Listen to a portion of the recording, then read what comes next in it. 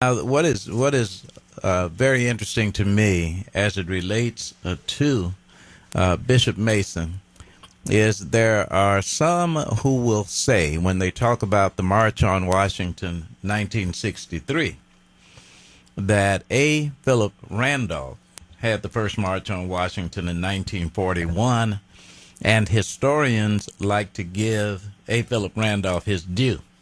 But A. Phillip Randolph was born 23 years after Charles Harrison Mason.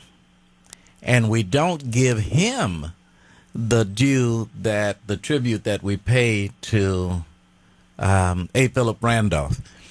Are academic institutions, public schools, colleges, and universities receptive to your teaching, or does it remain pretty secretive?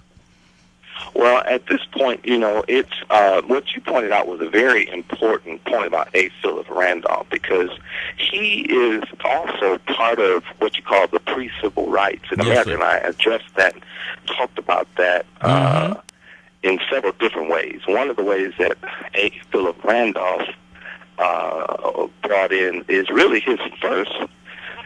Let's do what you just said in the 1940s. Yes, sir. Now, in the 1940s, that first March, A. Phillip Randolph, actually, his first threat to the government was actually in the 20s during Roosevelt's administration. Yes, sir. In the 30s. Come on now. Now, there was at least a threat. It didn't happen, but he at least issued the first threat during Roosevelt's administration. Now, watch this. That's what created the first legislation for the military to become integrated. It was that helped push in what you call civil liberties in America, but it started happening in the government, not in society. It was still Jim Crow in society. So A. Phillip Randolph is a part of what I call this pre-civil rights.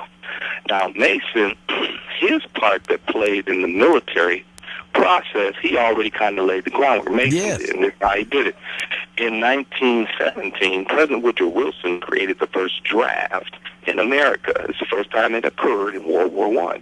When he created that draft, which was the Selective Service Act of 1917, in order to get people to fight in the war, Mason sent a telegraph to President Woodrow Wilson in 1917.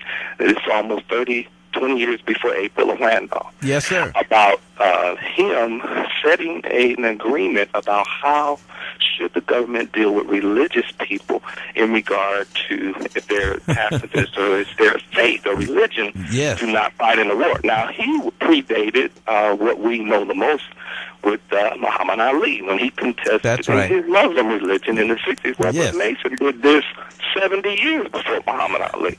Hidden history. Hidden history in African American history. Sir.